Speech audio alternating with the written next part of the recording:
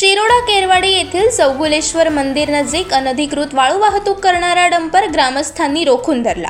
गाडी क्रमांक MH07AJ5198 मध्ये अनधिकृतपणे 8.5 ब्रास वाळू वाहतूक करून नेली जात होती। यावेळी चालक नितेश शेट्ये याला ग्रामस्थांनी डंपर सहित पकडून महसूल विभागाच्या ताब्यात दिले। याबाबत डंपर मालक यशवंत मांजरेकर यांना कायदेशीर नोटीस पाठवण्यात आली आहे।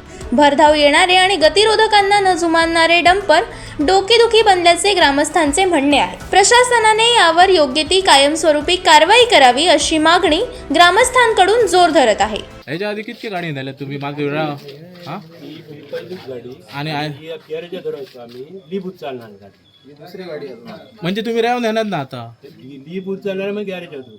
काय काय अभि तर आम्ही खय नेतात ती वाळू खय नाही होत वाळू खय नाही होत्यात मग कशी काय सांगल्यात वाळू खय नाही होत्या हा वाळू खय नाही होत्या ती सांगा वाळू खय नाही होत्या ती वाळू खय नाही होत्या लाय आता खरंच मामले जरा फोन आता बोलतच नाही खरंच नाही आता सोडतच नाही आता ती बोलते ती आठ फोन आठ। कोकण संवादच्या ताज्या घडामोडींसाठी चॅनलला सबस्क्राईब करा आणि बेल आयकॉनला क्लिक करा।